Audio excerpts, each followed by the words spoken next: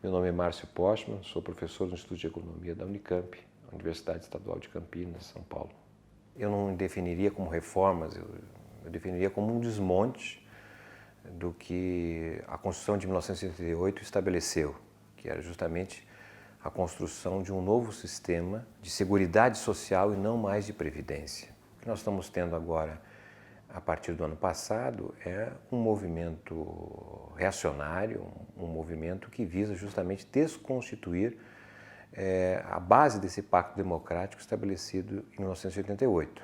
Então, não apenas quer desmontar a Seguridade Social e voltar ao que era o sistema previdenciário pré-1988, como, na verdade, no tema trabalhista, na reforma trabalhista, quer voltar ao Brasil da década de 1920. No Brasil, até a Revolução de 30, nós não tínhamos um sistema de regulação do trabalho. Predominava justamente o liberalismo, a força do empregador ante o trabalhador. Também prevalecia a chamada livre negociação. Ocorre que o fato de se dizer que havia livre negociação não significa que ela de fato, concretamente, existia, porque os sindicatos não conseguiam estabelecer com os empresários qualquer tipo de negociação. Então é a partir de 1930 e especialmente em 43, quando se constitui a Consolidação das Leis do Trabalho, a CLT, é que os sindicatos passam a ter poder não apenas de representar os seus trabalhadores, mas levar até a classe patronal os seus anseios e aí estabelecer uma relação capital-trabalho menos desequilibrada. O que estamos vivendo hoje no Brasil, uma ruptura democrática, certamente, e uma tentativa de fazer com que o Brasil recue no tempo, é algo que nós não conhecemos na história republicana, né? Porque não há uma experiência nesse sentido. Reformas nós tivemos várias no país nas últimas décadas, mas são sempre reformas para incorporar a população, para ampliar direitos, e nunca reformas para reduzir direitos. Na verdade, não são reformas aleatórias, elas fazem parte, na verdade, de um pacote mais abrangente que começa justamente pela retomada do ciclo de reformas neoliberais que nós tivemos nos anos 90. Então, o que nós estamos assistindo com a ascensão do governo Temer é, de certa maneira, uma ponte para o que aconteceu no Brasil nos anos 90, que foi também um período de alto desemprego, em que o país perdeu a capacidade de lutar pela pobreza, pela desigualdade de renda. Só que agora é de forma mais acentuada, eu diria assim, mais brutalizada, porque nesse pacote de mal intenções, nós verificamos, por exemplo, algo que nós não imaginávamos, que é o Brasil impedir que o gasto público, especialmente o gasto social, não cresça nos próximos 20 anos. Isso significa dizer que nós vamos então ter um prejuízo grande em relação à área de educação, saúde, habitação, transporte, e vai ser pela primeira vez desde 1988 que esses gastos vão perder importância relativa em relação ao PIB e também em termos per capita, porque a população continua crescendo e esses recursos não crescerão.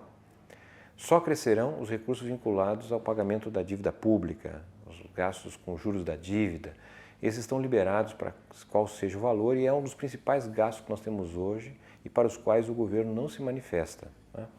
Então, além do gasto público não poder crescer, nós temos também essas medidas que alteram o marco da relação capital-trabalho, inviabilizando praticamente a capacidade dos trabalhadores e seus sindicatos negociarem com a empresa, num quadro de profunda recessão e desemprego, e que torna mais fraco ainda os trabalhadores, do ponto de vista da defesa dos seus interesses, e uma expulsão praticamente da população de baixa renda do sistema da Seguridade Social que nós temos hoje no Brasil, né? Então isso levará certamente a um movimento maior de privatização e aquilo que o Brasil começou a fazer nos anos 2000, que foi redução da desigualdade, infelizmente nós voltaremos à trajetória já secular de convivência com enorme desigualdade de renda, desigualdades regionais, né, desigualdades educacionais, porque o Estado não terá capacidade de fazer aquilo que é justamente o seu dever, especialmente em países civilizados, que é de enfrentar os problemas que a população, especialmente de menor renda, possui. Os problemas que o Brasil está tendo hoje, que é, por exemplo, o aumento da pobreza, o próprio desemprego, a destruição do seu setor produtivo com a desindustrialização, esses problemas não são enfrentados pelas mudanças que o governo Temer está fazendo. Na verdade, o Brasil precisaria justamente uma redução da taxa de juros, a retomada do investimento público, por exemplo, uma melhor rearticulação com alguns países para viabilizar um outro tipo de exportação para o Brasil, um reforço no seu setor produtivo. Quer dizer, isso não tem respostas nessas mudanças que estão sendo feitas. Pelo contrário, na medida que esse governo toma iniciativas de conter, por exemplo, a expansão do gasto social, ele reserva uma parte crescente do orçamento para continuar viabilizando o pagamento dos juros da dívida. Ou seja, o Brasil praticamente está fazendo um contrato agora de ter 20 anos de rentismo, ou seja, quem nada faz deixa o dinheiro no banco, no sistema financeiro, que é o único setor que está lucrando com a atual realidade do Brasil.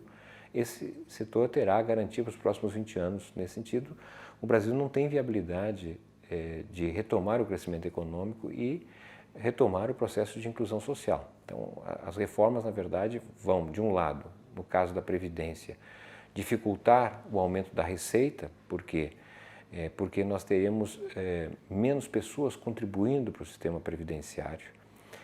De um lado, porque vai reduzir o acesso ao sistema previdenciário. Por exemplo, hoje nós temos quase 4/5 dos municípios brasileiros cuja a principal renda é justamente a transferência proveniente da Previdência Social. Se a gente cortar isso, nós vamos ter um país mais desigual, porque os municípios menores, que não têm outra possibilidade de viver, que não seja aquela transferência, terão menos recursos, né? As mudanças na Previdência tornam menos interessante para os jovens, por exemplo, participar através da contribuição, porque sabe que demorarão muito tempo, possivelmente, para ter acesso ao regime previdenciário. Então, isso desloca, na verdade, uma solidariedade intergeracional que nós temos no Brasil, que é as pessoas que estão trabalhando hoje contribuem para poder pagar, basicamente, a aposentadoria de quem já está nessa situação. E se nós tivermos menos jovens ingressando, né, e mais tempo pessoas ficando no mercado de trabalho, porque uma das ideias, um dos fundamentos da Previdência Social é permitir que as pessoas mais velhas saiam do mercado de trabalho, abrindo a oportunidade dos jovens incorporar-se naquelas vagas que passam a ser desocupadas pelas pessoas que se aposentam. Se as pessoas ficarem mais tempo trabalhando sem se aposentar, vai tornar ainda mais acirrada a competição no interior do mercado de trabalho, né? Então, nesse sentido, os problemas que nós temos hoje da Previdência decorrem justamente do país não crescer. Se o país estivesse crescendo, nós certamente teríamos mais receita paga por aqueles que trabalham. Nós temos um problema sério que tem parte importante das empresas que não pagam o que devem à Previdência Social. São grandes empresas, não são empresas pequenas, não é? E são justamente empresas que estão defendendo, inclusive, que nós tenhamos uma mudança no sistema previdenciário. Nós temos outros problemas que decorrem justamente de determinados setores que não contribuem com a Previdência, como é o caso do setor do agronegócio, né? Então, há setores que não contribuem, há setores que não pagam, há uma dívida enorme de empresas que não pagaram, que certamente a cobrança dessa dívida seria mais do que suficiente para resolver o estoque dos déficits que a Previdência está tendo nesse momento. Nós não estamos condenados a ter que cumprir esse receituário do governo Temer, pelo contrário, não é? É óbvio que a questão do trabalho, a questão da aposentadoria merecem sempre terem reformulações e atualizações, não é? Mas não há urgência de fazer qualquer mudança nesse sentido. Nós somos um país ainda relativamente jovem, a idade média do brasileiro é um pouco acima de 30 anos. E se nós considerarmos que o brasileiro se aposentaria com 60 anos, então ele tem ainda mais um tempo grande para contribuir para a Previdência antes de se aposentar. Se nós estivéssemos falando dos países europeus, né, onde a idade média se aproxima de 50 anos, então ali há uma urgência de fazer mudanças na Previdência. Então não é o nosso caso, nós temos que escolher outras modalidades, que eu diria assim, muito mais adequadas para a nossa circunstância, de ser um país de dimensão continental e com grande desigualdade. Com essas reformas que estão sendo feitas, nós passaremos a ter agora uma situação que nós desconhecíamos no Brasil, que é o empobrecimento das pessoas com mais idade. Vai ser comum nas nossas cidades, nos cruzamentos, né, pessoas com mais idade pedindo alguma contribuição, porque infelizmente ficarão excluídos ou impossibilitados de terem justamente o acesso à Previdência Social.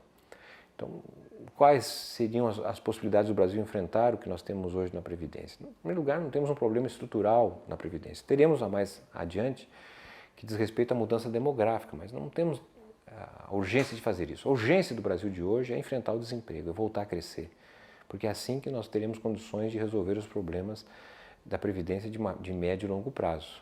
Mas, do contrário, nós estamos condenando gerações de brasileiros a conviver com um quadro de exclusão que nós já conhecemos muito bem e não faz um país vigoroso, um país adequado para os anseios geral da população.